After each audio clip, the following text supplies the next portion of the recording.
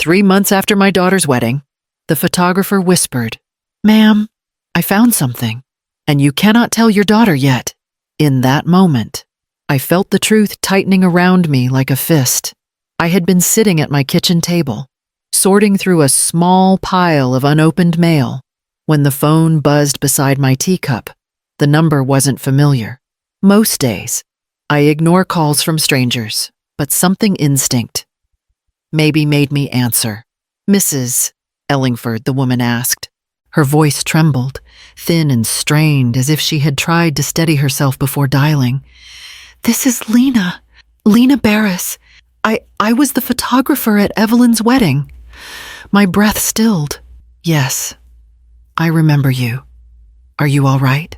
There was a pause, the kind that carries too much meaning in too little time.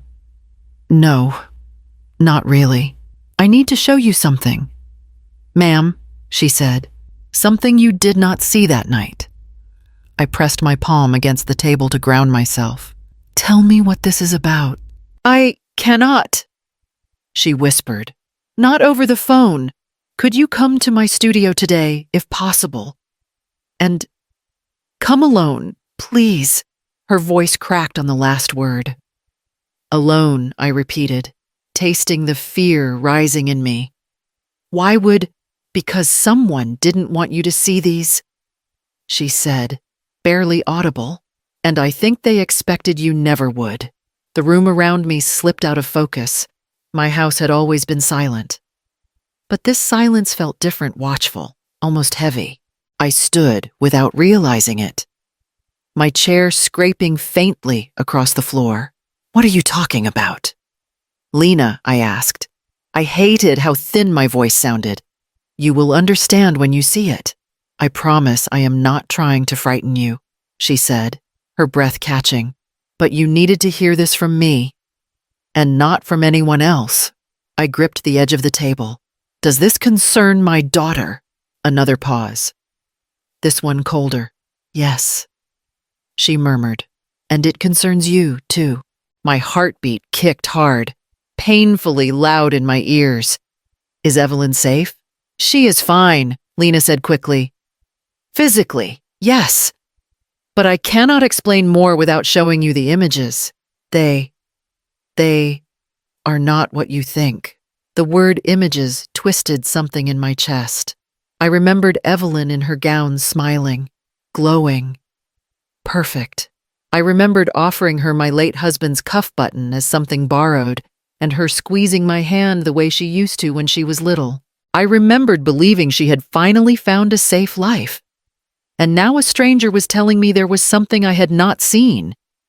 "When should I come?" I managed. "As soon as you can," Lena said. "I will stay here until you arrive." I swallowed hard. "Just tell me one thing, Lena. Why me? Why show this to me first?" She exhaled shakily. "Because you are her mother, ma'am, and because the person in those photos, she did not want you to see them."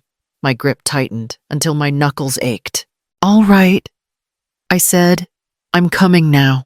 I ended the call, stood in the doorway with my keys in hand, and felt the dread settle deeper quiet. Certain and waiting. The kind of truth so devastating it must be shown to a mother first. I never imagined danger could find a 71-year-old widow in a quiet coastal town. Most mornings in Port Townsend unfolded the same way, steady and predictable, like footsteps worn into old floorboards. I would wake before the sun, boil water for tea, and sit at the small kitchen table that still held a faint dent from where my husband Raymond used to rest his elbow. I kept his chair where it always was. I told myself it was sentiment, but some days it felt more like a refusal to rearrange a world that had already taken him from me. After tea, I walked through the house to open the blinds. The harbor fog usually clung low outside, softening the outlines of the town I had lived in for more than 4 decades. I liked the fog. It blurred sharp memories. It made the world gentler. I stepped into the hallway and touched the framed photograph of Raymond in his old naval jacket. "Morning," I whispered. The same greeting I had spoken every day since he passed 5 years ago.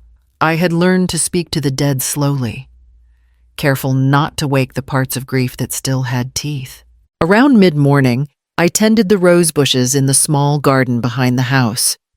Raymond used to tease that roses were temperamental little divas, and I'd always pretend to be offended even though he was right. After he died, they wilted for almost a full season, as if mourning him, too. I coaxed them back one stubborn bloom at a time. Those routines were my anchors. They were supposed to make me feel safe. But after the call from Lena, everything familiar felt slightly off balance, like a picture frame hung just a touch crooked. I tried to distract myself by wiping down the kitchen counters and sorting the stack of newspapers by the door. None of it helped. My mind kept circling back to the wedding day specifically. One moment so small I had pushed it out of my thoughts until now. It happened just before the ceremony. Evelyn had stepped behind a row of potted ferns with her phone pressed to her ear. She didn't see me standing a few feet away. Her voice was hushed, clipped. "No, not now," she had whispered. "I told you, after the vows. Please do not do this now." I remembered freezing where I stood when she turned and saw me. She smiled too quickly. The kind of smile that feels stapled into place. "Just nerves," she'd said, waving the phone as if it meant nothing. Every bride gets jumpy. I had wanted to believe her. It was her wedding day. A mother should not pry when her daughter is trying to hold herself together. I told myself to let it go, to give her space, to trust her. But the memory returned now with the same sharpness as Lena's trembling voice, the same tight dread. By the time I finished straightening the living room, my hands were trembling. I gripped the back of the sofa and tried to pull my breath into something even. I had lived a long time. I had buried a husband. I had rebuilt a quiet life in a small town known for antique shops and Victorian houses that leaned into the wind like old widows of their own. Nothing in my years had ever prepared me for the sound of a stranger saying, "Someone didn't want you to see these." I pressed a hand to my chest. That tiny moment behind the wedding ferns, the phone call. The too quick smile, it pulsed through me, sharper than before, refusing to settle back into memory. Why did that moment return so sharply now? A mother can forgive almost anything until the day she cannot. My daughter, Evelyn Hale, was 43 years old. And from the moment she entered the world, she carried a kind of sharpness that both impressed and worried me. Even as a child, she never asked for help. She demanded it, with a tone too adult for her small frame. By her teenage years, that sharpness had polished into ambition. The kind that turned heads and cut edges at the same time. "Mom, do not hover." She used to snap whenever I asked why she skipped meals or why she seemed exhausted. "I'm not hovering," I'd say. "I'm asking one question. One too many." She'd reply, already walking away. That was our rhythm for years, my concern turning into her irritation, her independence turning into distance. I tried to understand, but she always kept part of herself sealed off, like a letter I never managed to open. When she moved to Seattle for work, she called less often. She sent polished updates, promotions, new clients, vacations, but they always sounded rehearsed. Her charm impressed everyone else. To me, it sometimes felt like a shield she held between us. Still, she was my daughter. She was the one person whose happiness could soften every rough edge inside me. At the wedding rehearsal, she squeezed my arm and whispered, "Mom, thank you for being here." Those 6 words nearly brought me to my knees. I had waited years to hear something that unguarded. She looked radiant, but there was also something restless behind her eyes, something quick and darting, like a thought she didn't want caught. Her new husband, Adrian. hovered nearby with a hand on her back. He smiled at everyone, polite and warm.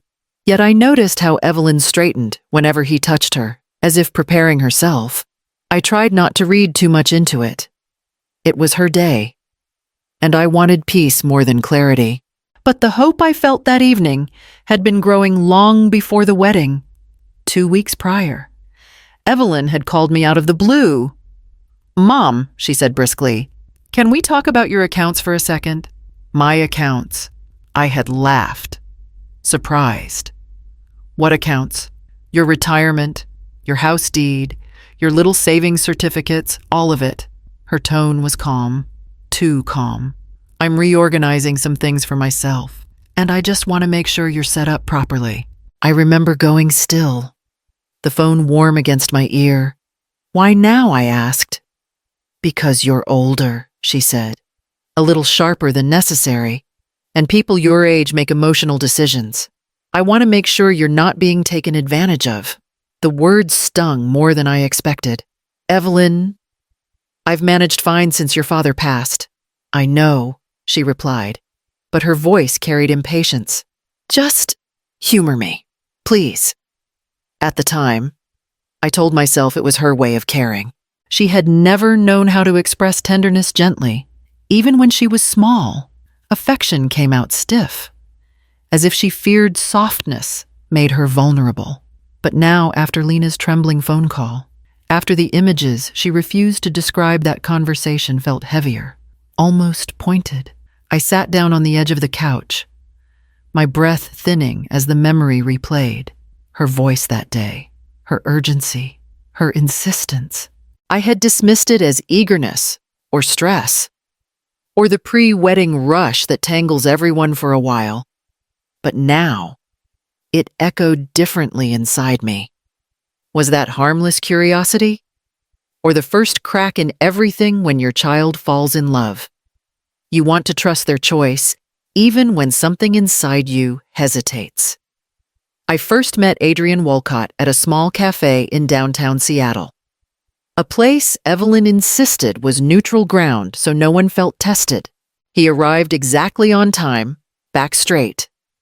Tie perfect. Smile practiced, but warm enough to seem effortless. "Mrs. Ellingford," he said, taking my hand with both of his. "It's an honor." His voice had that smooth, polished tone that belongs to people who sell something for a living: ideas, services, themselves. He spoke clearly, directly, never fumbling for words. The kind of man who anticipates questions before they're asked. Evelyn beamed beside him, glowing in a way I had not seen since she was a teenager. "See, Mom," she teased. "He's not the monster you pictured." "I never pictured a monster," I said lightly.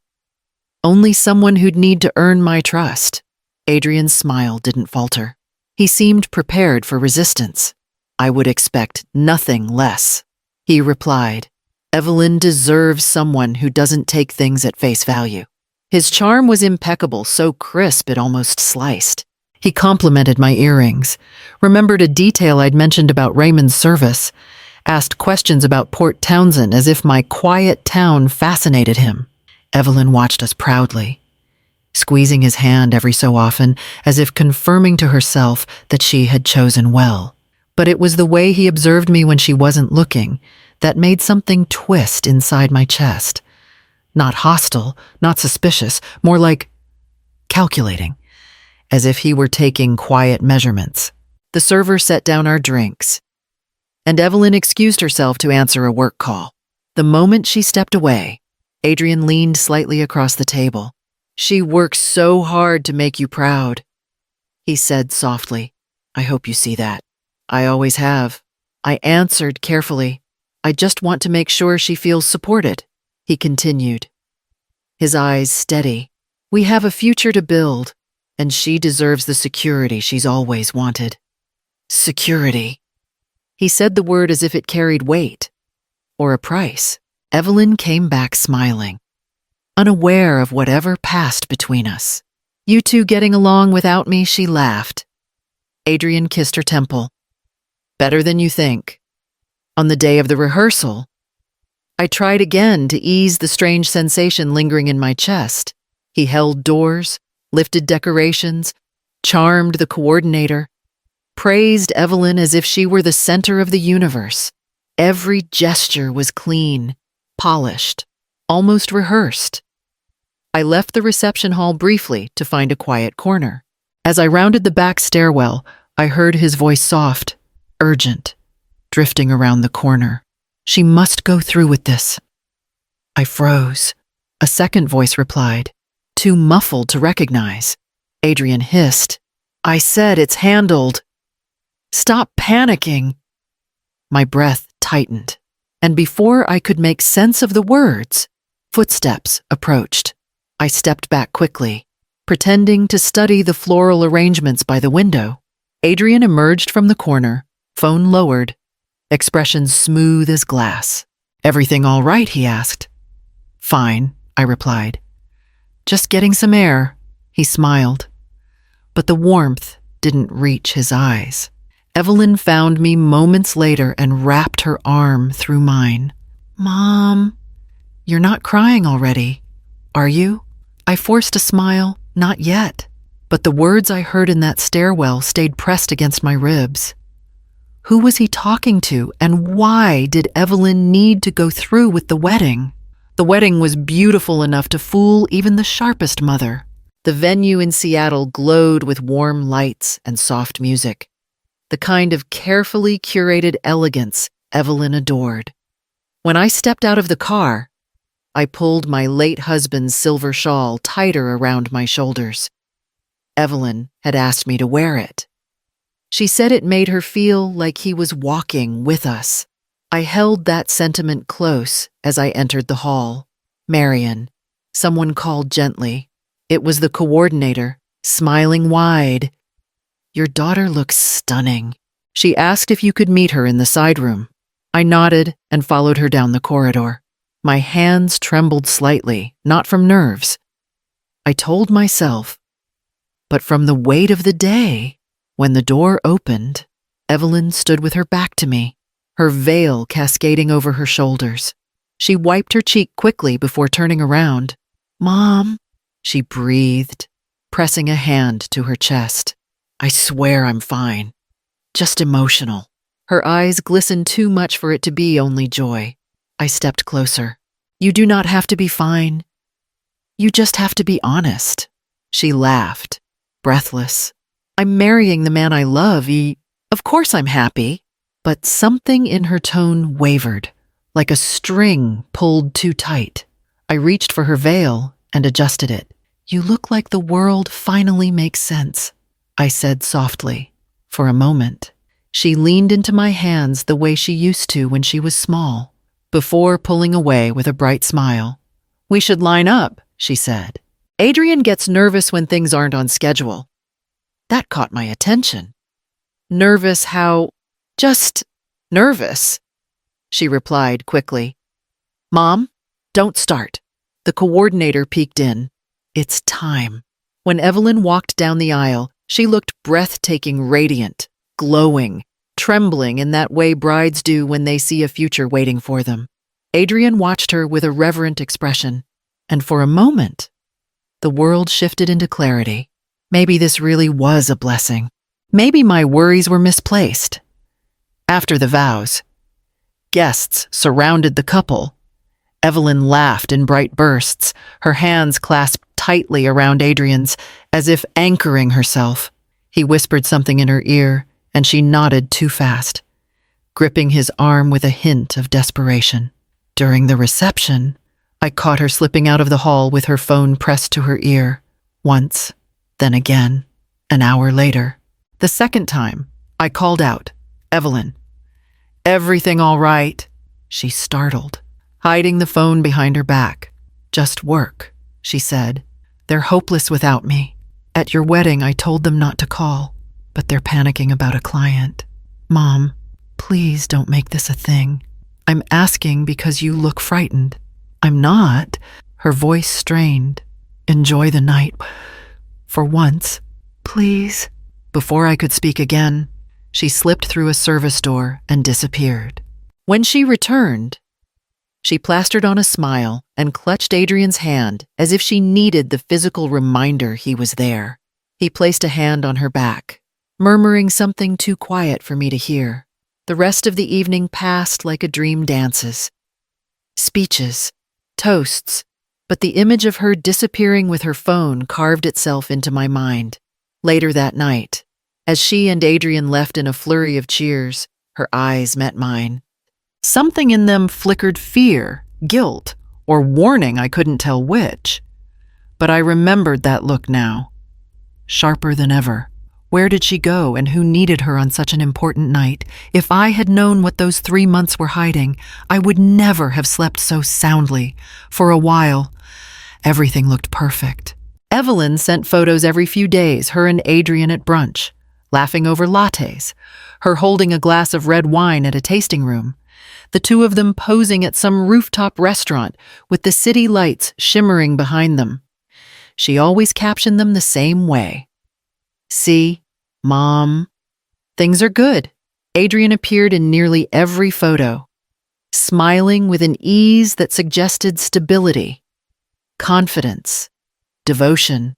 Whatever unease I had felt at the wedding slowly thinned out beneath the steady rhythm of daily life in Port Townsend. My garden bloomed early that year. The roses opened in soft, full clusters. I walked to the harbor on weekends, watching the fishing boats press gently against the docks. I spent evenings knitting small blankets for the winter shelter and rereading the notes Raymond had left me over the years.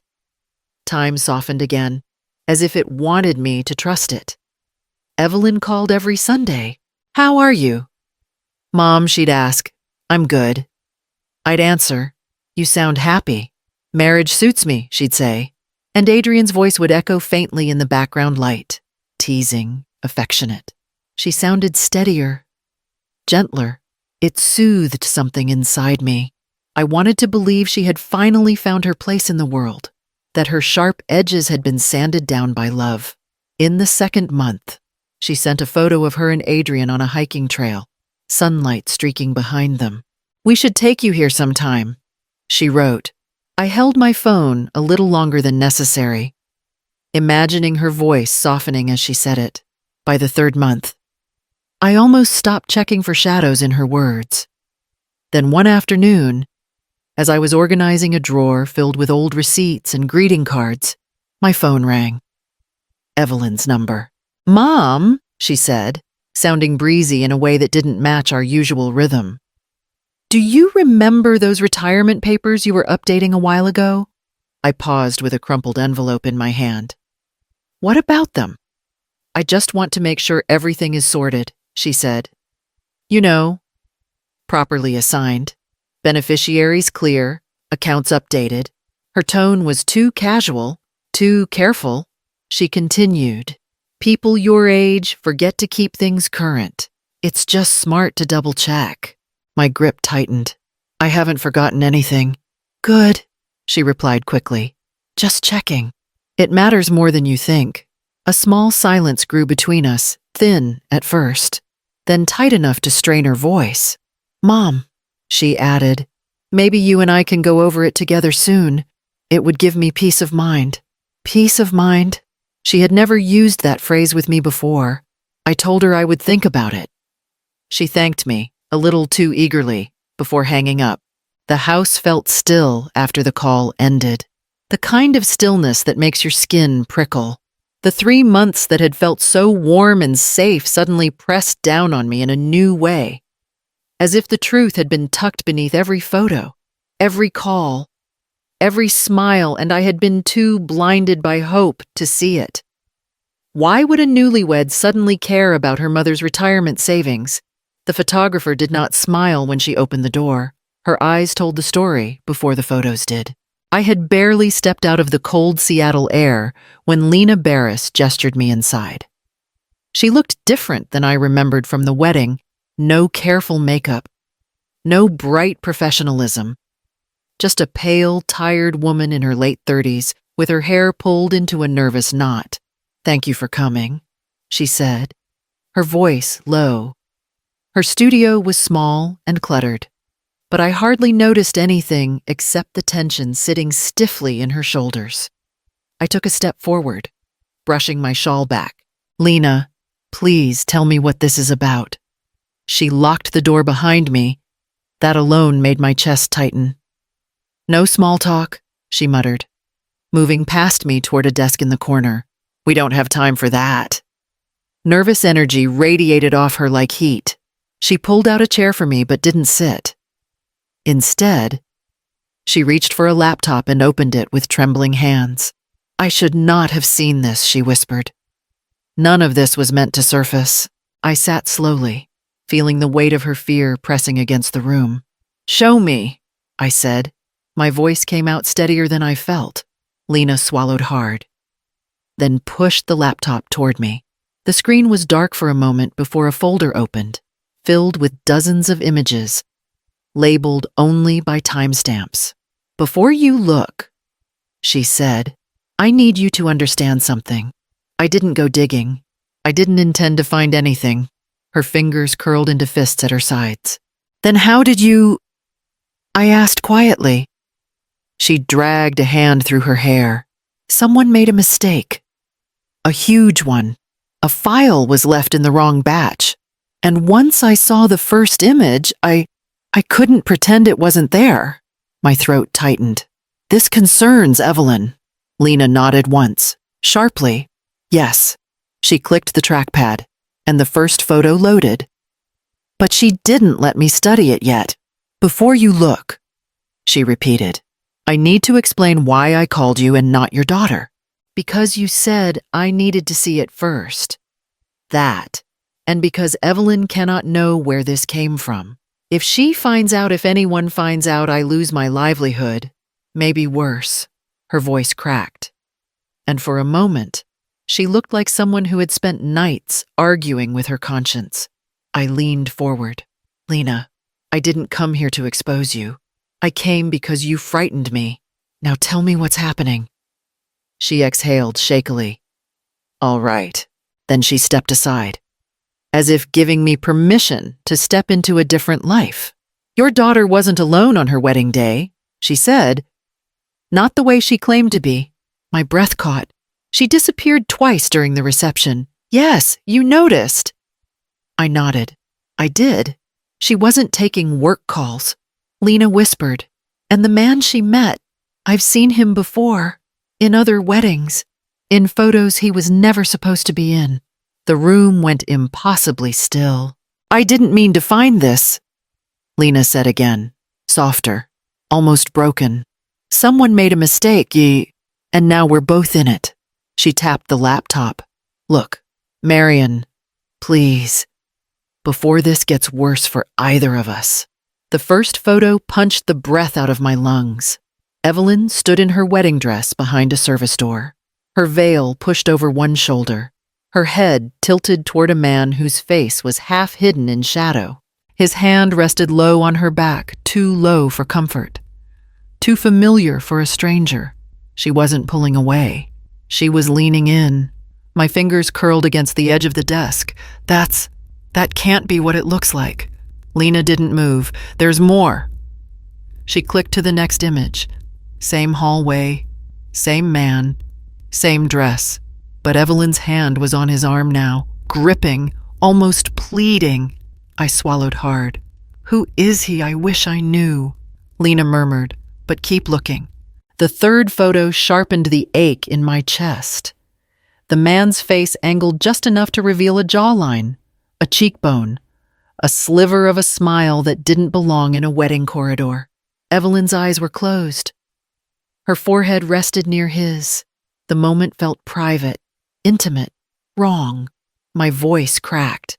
"That was taken during the reception." "Yes," she whispered. "She told me she was dealing with work." Lena's jaw tightened. "She wasn't." She clicked again. The fourth image showed Evelyn retreating slightly, her hand rising to wipe beneath her eye. Crying, the man stepping closer, his hand gripping her elbow like he owned the moment. The breath in my throat turned raw. "Lena, Stop. You need to see all of it, she said gently. Though her hands shook, I promised I would show you the truth. The next sequence opened automatically, photos taken minutes apart. Stitched together not by intention, but by the camera's timestamp. Evelyn entered that same service hallway twice.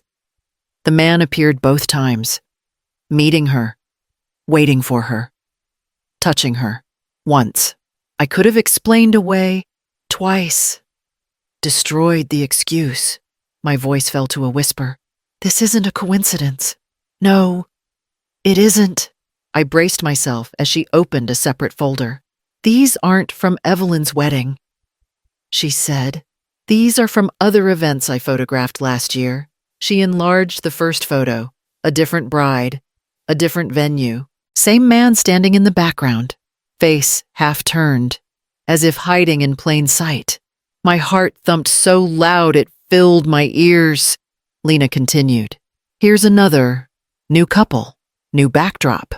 Same man this time speaking to a bridesmaid behind a floral partition. And another wedding. Another corner. Another quiet moment captured without intention. The recognition hit me like a stone. He is in all of these. Yes. Lena's voice quivered. He keeps appearing where he isn't supposed to be. Not close enough to be obvious, but never far from the bride. A coldness slid through my chest. Was he close to Evelyn before the wedding? That depends.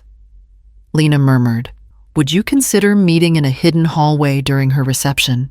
Close. My mouth went dry. Lena closed the folders slowly. This man isn't accidentally appearing in wedding photos. I've counted at least 4 weddings where he showed up always lingering near the women, always avoiding the main camera angles. And I know I didn't catch everything. I stared at the dim screen, letting the truth settle inside me like ice. He isn't a guest, I said quietly. No, Lena replied. And I don't think he's a stranger to your daughter. My hands trembled as I pressed my palms together. I thought of Evelyn disappearing twice that night. Her trembling voice before walking down the aisle. Adrian whispering on the phone during rehearsal. Every moment that I had brushed aside now returned sharper. Crueler. Lena met my eyes. This man appeared in multiple weddings I worked, but yours is the only one where he touched the bride. She hesitated, then added, and your daughter wasn't shocked. She wasn't surprised. She wasn't resisting. The ground under me shifted into something I no longer recognized. Why would a stranger shadow my daughter through different weddings? Lena's voice shook, not from fear, but from memory. She closed the laptop and sat across from me. Her hands clasped so tightly, her knuckles blanched. For a long moment, she didn't speak. She simply stared at the floor, as if dragging herself back through something she had tried to bury. I lost someone, she finally said, someone I cared about. To a situation like this, I straightened slowly. What do you mean? Her eyes lifted red. Tired. My sister, Mara, she was 34. Smart. Trusting. She met a man who made her feel seen for the first time in her life. He wasn't just charming. He knew exactly how to mirror what she needed. He studied her fears, her hopes, and used all of it. I felt my throat tighten. Used. How he pushed her toward investments. Lena said bitterly. Told her she could help him build a life. Told her he needed her partnership. He drained her, piece by piece.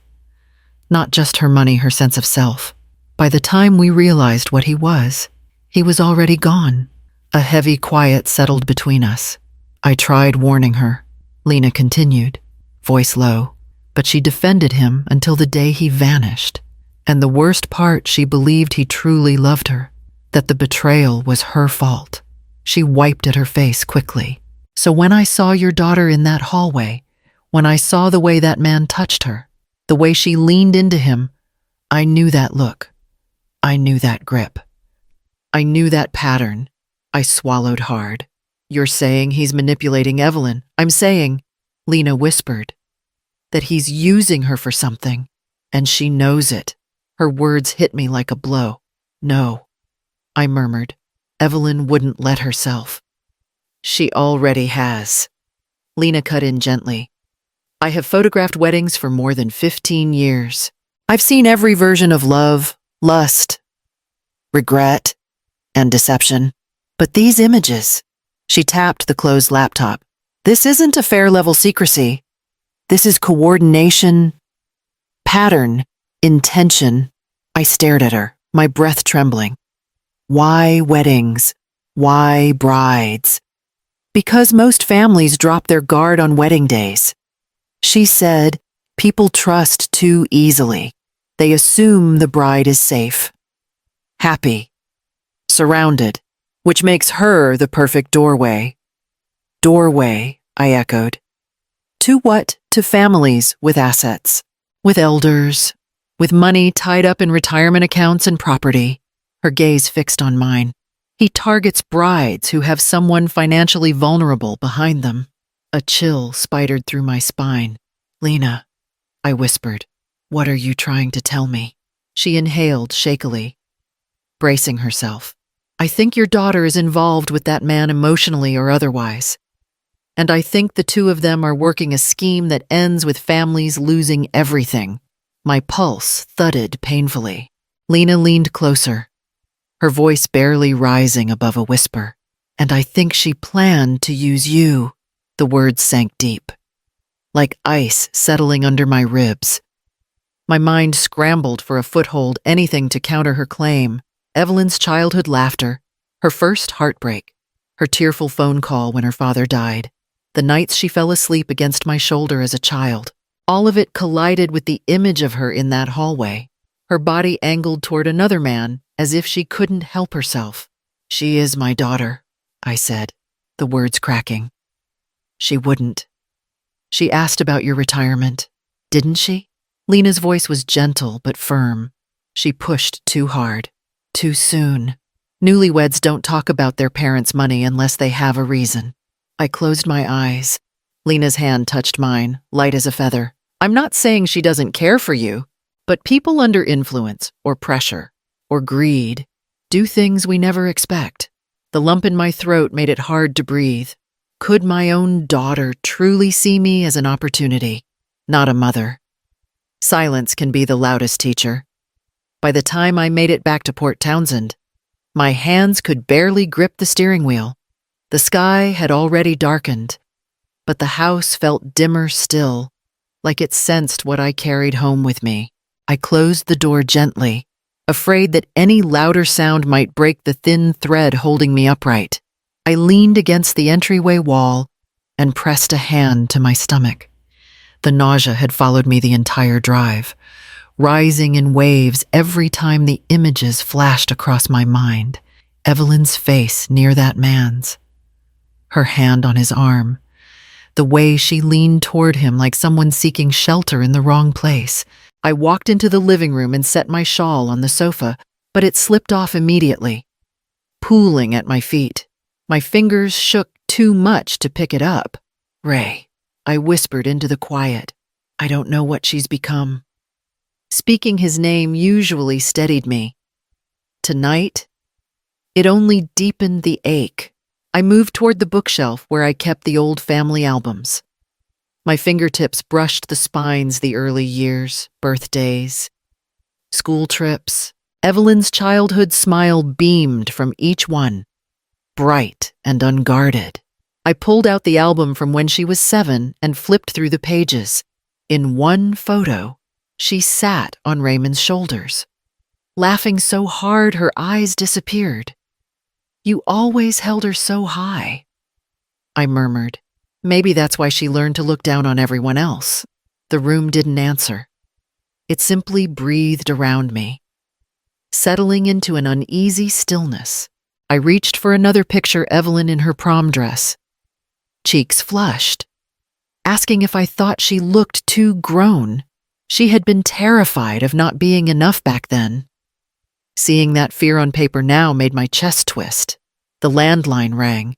I startled so hard the album slipped from my hands, pages scattering across the carpet. I grabbed the phone, hoping for anything that could anchor me. It was a voicemail. Evelyn's voice. "Hey, Mom. Sorry I missed your call earlier." Her tone was light, rehearsed. "I was thinking, maybe we should talk about your will sometime this week. Nothing urgent. Just something responsible people do." My breath froze. She continued, unaware of how her words sliced through the house. "Anyway, call me. Love you." The message ended with a soft beep that echoed longer than it should have. I stood there, phone pressed to my ear, unable to stop the trembling that spread through my arms. Evelyn had never, not once in her life, asked about my will. Not when Raymond died. Not when she moved away. Not even when I had surgery 3 years ago. But now, suddenly after I'd seen those photos, she wanted to discuss it. I set the phone down slowly. The house felt colder, as though it understood something I hadn't been willing to name. I walked to the hallway and placed my palm on the framed photo of Raymond in his uniform. My voice came out thin. "She's planning something," I said, "and she thinks I won't see it coming." The photo stared back, steady and silent. How do you confront someone you love when you fear they no longer love you back? Strength isn't loud. Sometimes it's signing a form with shaking hands. I sat in a small interview room at the Seattle Police Department. The kind with plain walls and a humming fluorescent light that made everyone look tired. Detective Helena Corbett entered with a file tucked under her arm.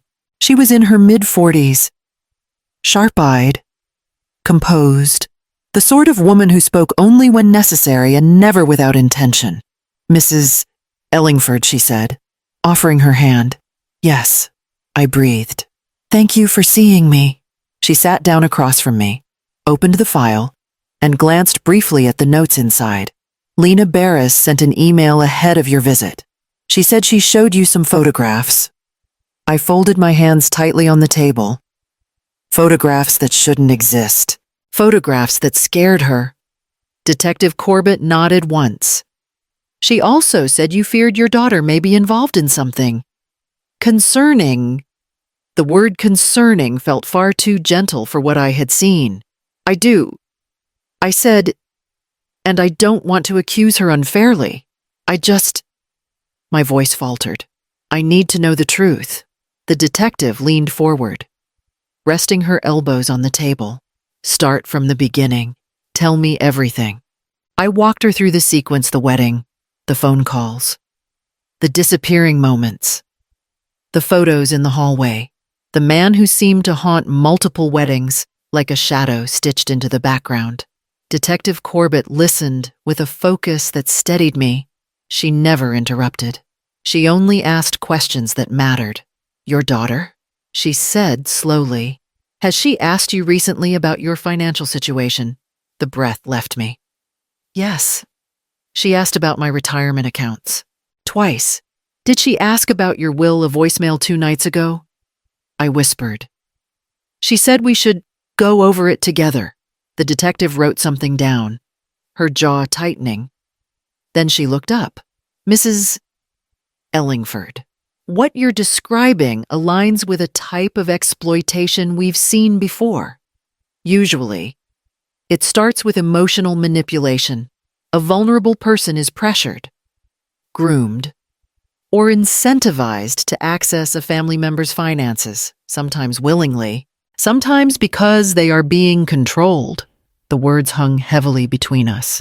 "Controlled," I repeated, "by who we don't know yet." She opened her file again. "But the man in those photos isn't random. Lena sent us the images she recognized from other events. His presence is intentional." I felt cold all over. "He's using Evelyn." Detective Corbett didn't rush to answer. She folded her hands and spoke carefully. "Mrs. Ellingford, your daughter may be involved, but she might not be the mastermind. In many cases, someone pulls the strings, someone with experience, someone who uses the bride as the bridge." My throat tightened. She was leaning on him. Helena, not resisting, sigh, not shocked. And that could be because he has power over her, the detective said.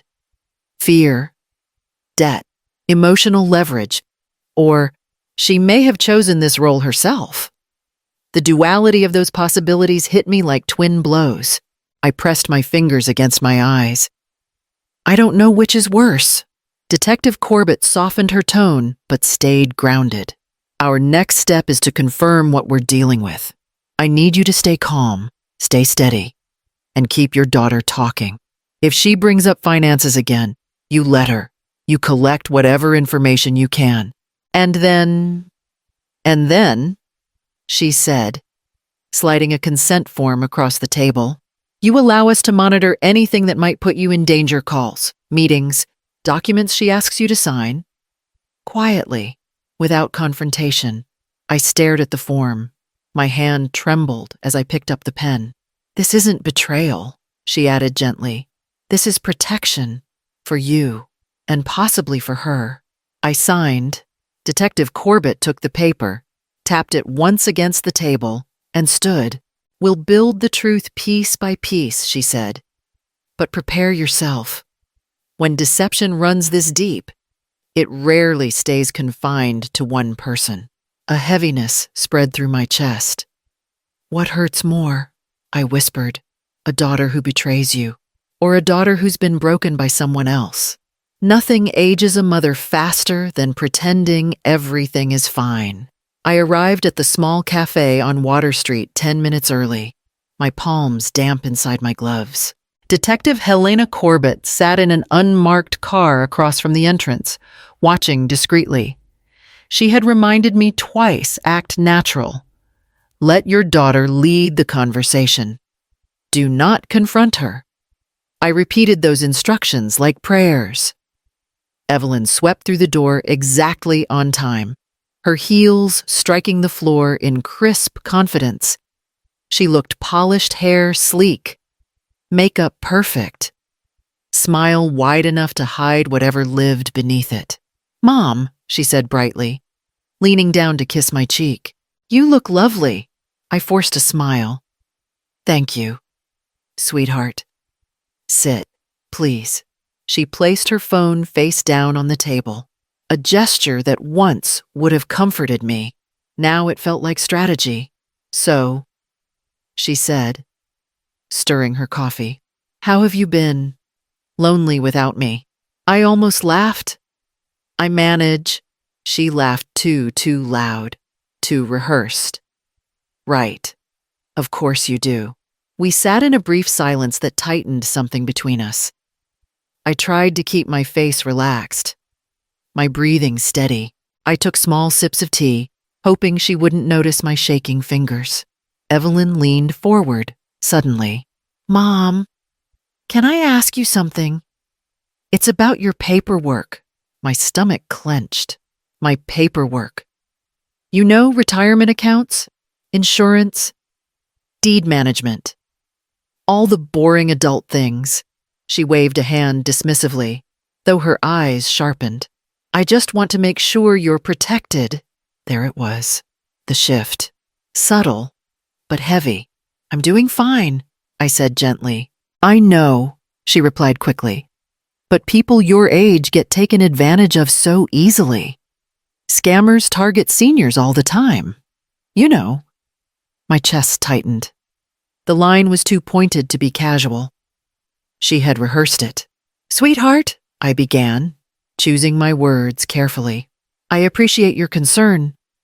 But Mom, she cut in, voice softening unnaturally. Please don't make this difficult. I want to help you. Her hand slid across the table, covering mine. Her touch was warm, but her grip was firm, almost coaxing.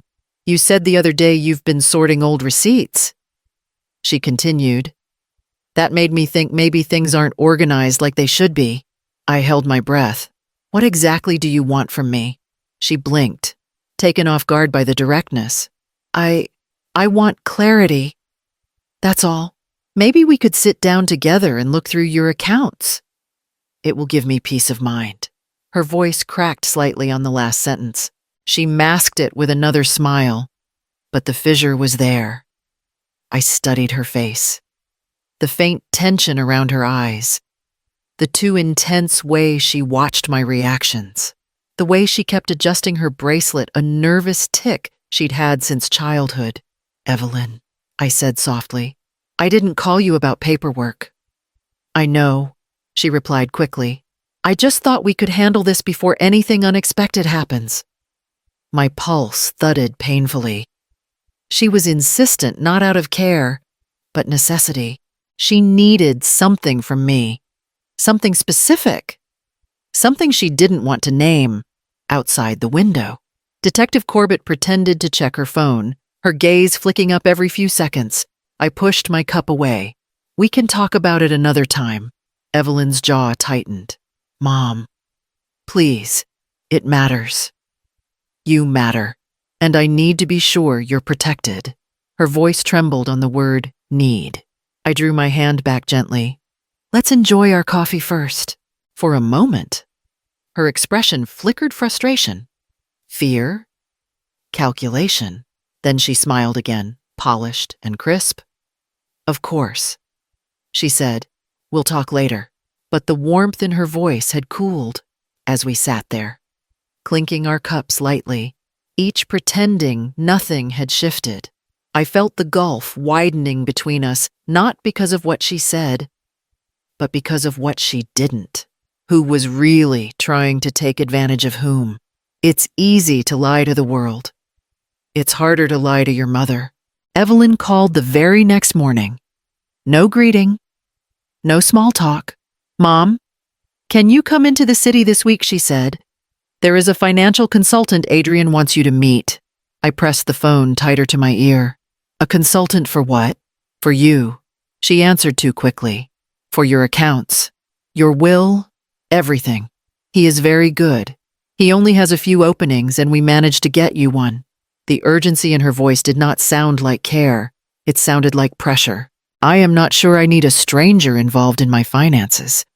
I said. She took a sharp breath. "Mom, stop. This is not about control. This is about security. You told me once you did not want to be a burden. Let us make sure that never happens." Her words were sharp. But beneath them, I heard something else, a tightness that sounded almost like panic. "Let me think about it." I replied. "Do not think," she snapped, then softened her tone. "Please, just come. Friday, 2 in the afternoon. I will text you the address." Before I could argue, she hung up. On Friday, I entered a glass-fronted building in downtown Seattle with my heart beating too hard against my ribs. The lobby smelled like polished stone and expensive decisions. I told the receptionist my name, and she directed me up one floor. The door to the office suite swung open before I could knock. Adrian stood there in a dark suit, tie knotted perfectly, smile stretched tight. "Marion," he said, taking my hand. "Thank you for coming on such short notice. I did not realize I had much of a choice," I replied. His smile twitched. "We were just eager to help you." He led me into a conference room with a long table and neat stacks of folders. Evelyn sat at the far end, fingers laced together so tightly her knuckles were pale. She rose quickly. "Hi, Mom," she said. "You look good." "So do you," I answered, studying the way her eyes flicked toward Adrian before she sat back down. He gestured for me to sit in the middle chair. Between them, a strategic position, close enough for both to lean in. Adrian opened a folder and slid a stack of papers toward me. "These are preliminary forms," he said. "Nothing binding. Just giving us permission to review your current assets and make recommendations." I did not touch them. "What recommendations?" I asked. "Consolidation," he said smoothly. "Protection. There are risks in leaving things spread out and unmanaged. We can move your funds into safer vehicles, create a structure that supports you and, in time." Evelyn added, "You know I do not care about money. Mom, I just do not want to wake up one day and find out you trusted the wrong person." I held her gaze. The wrong person. She hesitated, then forced a laugh. You know what I mean. Adrian shifted the papers closer. We would never push you into anything you do not want. This is simply the smart thing to do. I heard the echo of Detective Corbett's voice in my mind. Let her talk. Let him explain. Do not rush. I leaned back. Explain it again. I said, every step. Slowly. Adrian glanced at Evelyn, then began outlining a series of transfers, consolidations, and temporary holds. His words were smooth, but there were gaps, places where he slid past details too quickly. Evelyn watched him anxiously, her foot tapping under the table. Mom, she interrupted. You do not have to understand every little thing. That is what professionals are for. That is convenient, I said quietly. Her eyes flashed. Why are you being so difficult? Because you are asking me to hand over my life's work. I answered. I think a few questions are fair. Adrian's jaw flexed. No one is taking anything from you. We are trying to protect you. The word protect felt dirty in his mouth. I pretended to study the papers. And if I say no, what happens then? A long silence followed. Evelyn's grip on her bracelet tightened. Adrian cleared his throat. If you say no, he said finally, nothing happens. You stay exposed, vulnerable, at risk. Evelyn's voice slipped, softer and sharper at once. Mom, this is not just for you. This is for us, our future, our stability. There it was, the admission. I closed the folder gently. I will need time. Evelyn's chair scraped back as she stood. Time for what? To talk yourself out of letting us help you. Adrian stood quickly beside her. Evelyn, let me handle this. Her chest rose and fell fast. Handle it. Then, because this is getting us nowhere. She grabbed her phone and walked out of the conference room, the door closing a little too hard behind her. Adrian's pleasant mask slipped for a second. The charm drained from his face, replaced by irritation. He muttered something under his breath and followed her. The moment they disappeared down the hallway, I stood quietly and moved toward the door, leaving it slightly ajar. Their voices carried back in tense fragments. You are pushing too hard, Adrian hissed. You are making her suspicious. I am doing exactly what you told me, Evelyn shot back. You said she needed a nudge. A nudge, yes, not a shove. If she hesitates, everything falls apart. My hand tightened around the doorknob as their words sank in. The consultation had never been about my safety. It was about keeping their carefully built illusion from collapsing on top of them. The room smelled of expensive perfume and quiet danger. Evelyn sat across from me, posture perfect, chin lifted as if she were the one evaluating my credibility. In front of her lay a neatly stacked set of documents clipped together with a gold fastener. Adrian hovered behind her, hands clasped. Smile stretched thin like a thread about to snap. Mom, Evelyn began, her voice carefully modulated.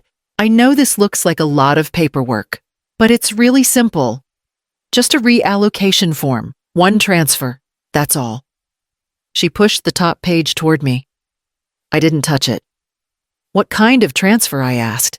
Evelyn blinked, as if surprised I hadn't accepted the explanation at face value. It's just moving your accounts into a consolidated structure so everything's protected. That doesn't explain where the money goes. She gave a tight smile. Into a secure portfolio Adrian and I set up. It's perfectly safe. Why does it require signing away beneficiary control? I asked, tapping the fine print paragraph with one finger. Her smile faltered. That's just legal language. Everyone has to do it. That is not true, I said. Adrian stepped forward. Mrs. Ellingford, I assure you I'm asking my daughter. I cut in. His jaw clenched. Evelyn shot him a warning glance before turning back to me. Mom, she said, you've always trusted me. Why are you fighting me on this? I held her gaze. Because you're asking me to give up control of everything I've worked for. It's temporary, she insisted. It helps us all long term, and you'll still have access, just not management responsibility. That means I can't reverse the transfer, I said. Her composure tightened another notch. You won't need to, trust me. I placed my fingertips on the edge of the document, but didn't lift it. What exactly happens after this transfer, Evelyn? She opened her mouth, closed it, then forced a laugh. Nothing dramatic. You'll be more secure, and Adrian and I can help you keep track of everything. Why would you need to? I asked. You just married. Shouldn't you be focused on your own life? Her shoulders stiffened. Our life includes you.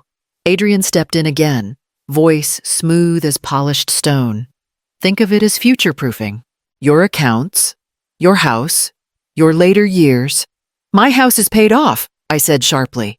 My accounts are stable. And I'm not planning to hand over my future to anyone. Evelyn's fingers tightened around her pen. Mom, please. You're overreacting. Then explain the urgency. Her eyes darted just for a moment toward Adrian. It was small, a flicker of fear or warning or both. I caught it. Evelyn exhaled shakily. I just want to know everything is aligned before what I asked. Her lips trembled. Then she blurted, before it's too late. The words hung between us like smoke. Adrian's head snapped toward her. Evelyn. She swallowed hard. Mom, it's just one transfer. After that, we're free. My blood ran cold. Free, I echoed softly. Free from what Evelyn froze. Her eyes widened. Fear bleeding through the polished exterior she worked so hard to maintain. Adrian stepped immediately between us, blocking her from view. That is enough, he said firmly. She's tired. This meeting is over, but the damage was done. The slip had escaped. The truth had cracked through the mask. Evelyn wasn't trying to help me. She was trying to escape something, and whatever she was running from was sitting in the room with us. I set the pen down, and the whole room froze. Evelyn's eyes widened first. Adrian's followed half a second later, calculating, sharp, feral. The document sat between us, unsigned, untouched. My hand hovered near it, steady in a way my heart was not. Mom, Evelyn whispered, her voice cracking. Why did you stop? You were about to sign. No, I said calmly. I wasn't. Adrian stepped closer. Too close. Marion, maybe you didn't understand the last page. Let me walk you through it. I pushed my chair back. I understood enough. His expression shifted, professional patience dissolving into thinly veiled panic. You need this. We all need this. No, I repeated. You need this. Evelyn flinched like I had slapped her. Mom, please don't do this. You're misunderstanding everything. I turned to her. Then explain it to me. Sweetheart, explain what the transfer frees you from. Her lips trembled. Her eyes darted again toward Adrian, an instinctive, unconscious betrayal of where her allegiance lived. She didn't answer. Adrian stepped in, smoothing his tie. You're overwhelmed. Transitions like this are emotional. Why don't we step outside for a moment? Regroup. That won't be necessary, I said. And right on cue. The conference room door opened. Detective Helena Corbett entered first. Badge displayed. 2 officers followed. The air shifted so sharply the temperature seemed to drop. Adrian's entire body tightened. Evelyn gasped. Adrian Wolcott, Detective Corbett said evenly, You are under arrest for attempted financial exploitation, fraud, and conspiracy. Evelyn stumbled back from the table. Wait, what? No. This is a mistake. Adrian's voice rose, low and venomous. What the hell is this? Marion! I held his gaze, a boundary. One officer stepped forward. Sir, keep your hands where we can see them. Adrian didn't move at first. His jaw twitched. His eyes flicked toward the hallway, calculating distance. Opportunity. Escape.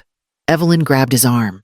Adrian, do something, fix this. He shook her off so hard she nearly fell. Are you stupid? He snapped. Fix it. It was never supposed to get this far. Her face crumpled. What do you mean? You said you loved me. He laughed. A harsh, hollow sound. Love, I needed you. That's it. You were the entry point. Her breath hitched. Pain ripped through her expression, raw and disbelieving. Detective Corbett nodded at the officers. Take him. But Adrian lunged. Not toward Evelyn. Not toward me. Toward the back exit. The officers tackled him before he reached the door, forcing him onto the floor as he thrashed and shouted threats about ruined plans, wasted time. How stupid sentiment always wrecked everything. Evelyn screamed. Adrian, stop! He didn't even look at her. Not once. As they cuffed him, she turned to me, shaking violently. Mom, she choked. Why did you do this? Why would you betray me like this? I rose slowly, my knees trembling. I didn't betray you. I protected you. You were in danger whether you knew it or not. I wasn't. She sobbed. I knew what we were doing. I knew the plan. We just needed your signature. And then what Detective Corbett asked from behind her. He runs. He drains the account. He disappears. You get left behind with the consequences. Evelyn shook her head. Desperate. No. He promised we'd leave together. He said whatever kept you useful. Corbett replied softly. Evelyn let out a small, broken sound.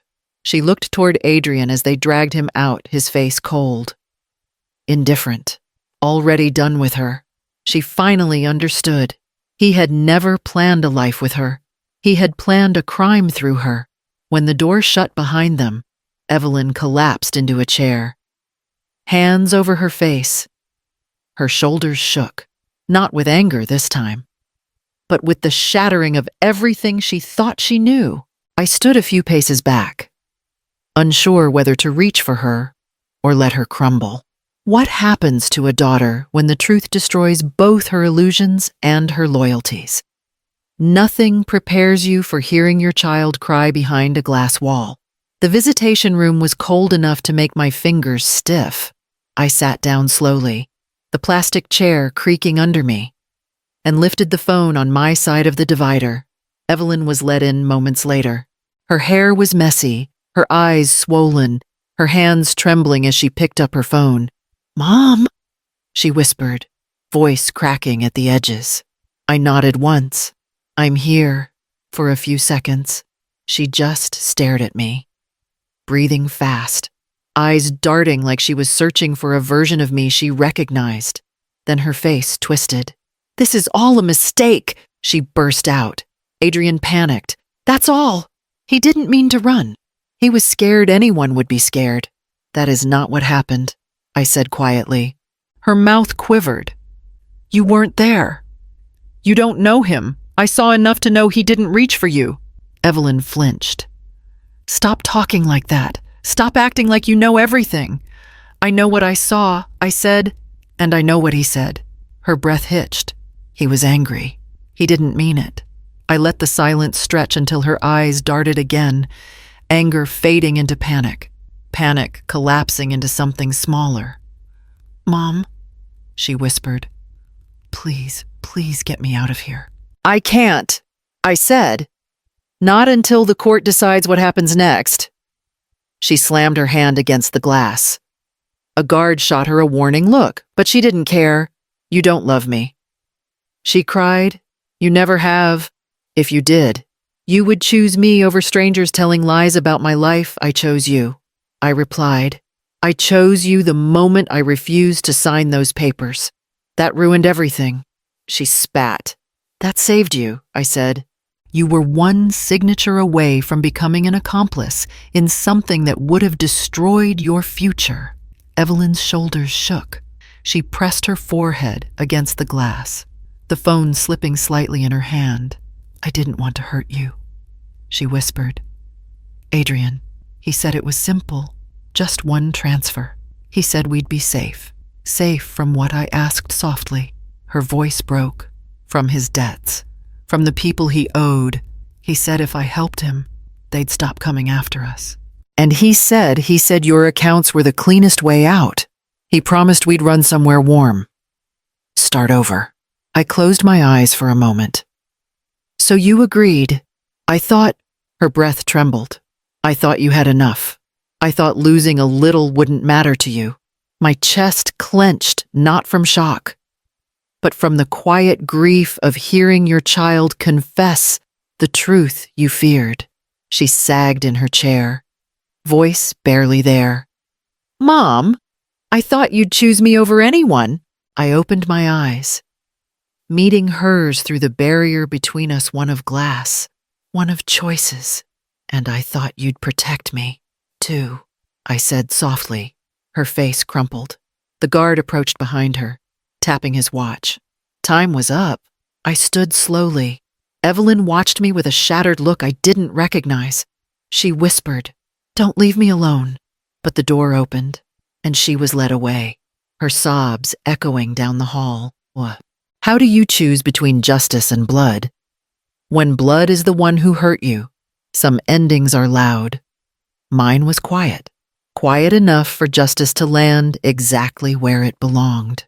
The courtroom smelled faintly of old books and polished wood, a place where truth had to stand on its own legs. I sat at the front, hands folded, listening as the judge read the charges against Adrian Wolcott. He didn't look at me. He didn't look at Evelyn. He just stared ahead, jaw clenched, as if the world owed him an apology for catching him. When they called my name, I rose slowly, feeling every one of my 71 years and the strength that had carried me through them. "Mrs. Ellingford," the prosecutor said, "please describe how the defendants approached you." Calmly, I answered, persistently, and with intention. My voice didn't shake. It couldn't not now. "They asked me to transfer my retirement accounts into a structure I would no longer control. They insisted it was for my safety. But the documents were designed to strip me of everything I owned."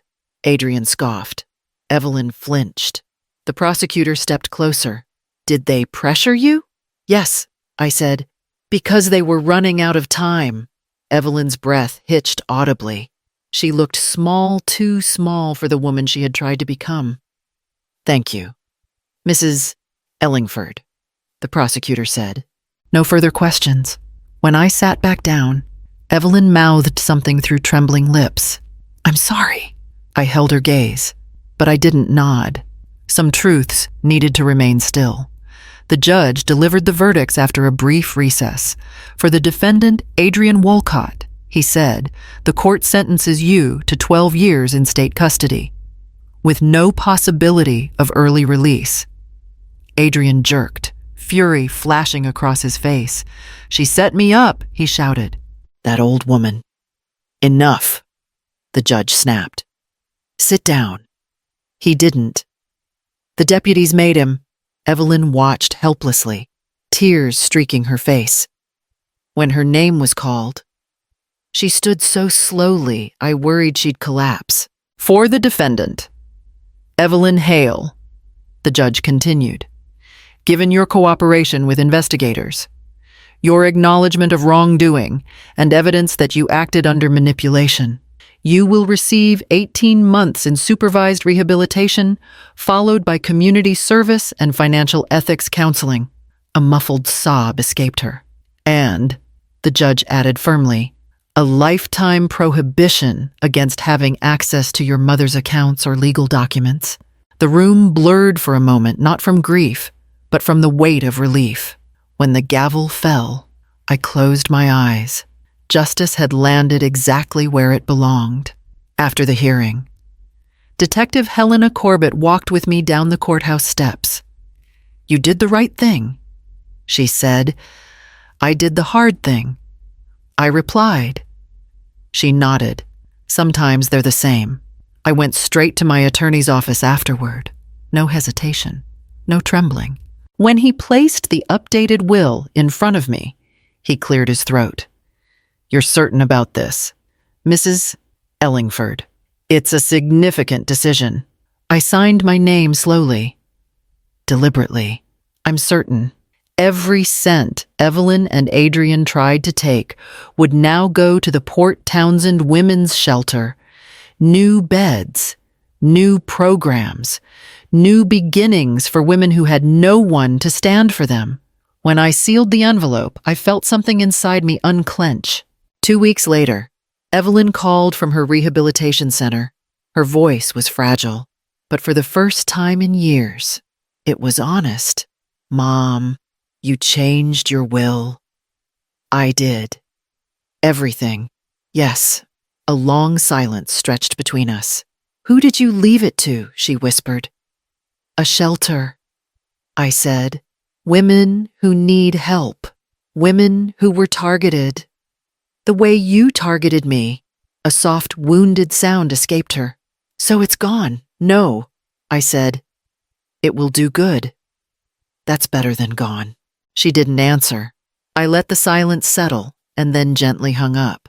That evening, I sat on my porch overlooking the harbor. The wind rolled off the water, lifting wisps of my hair the way Raymond used to when he wanted me to smile. I closed my eyes and let the quiet settle deep into my bones. "You can love your child fiercely," I whispered into the breeze, "and still be the one who stops them." And with those words, the world, my world, finally steadied. If this story moved you, tap like, leave a comment, or subscribe for more. If the person you raised became a danger to others, could you be the one to stop them?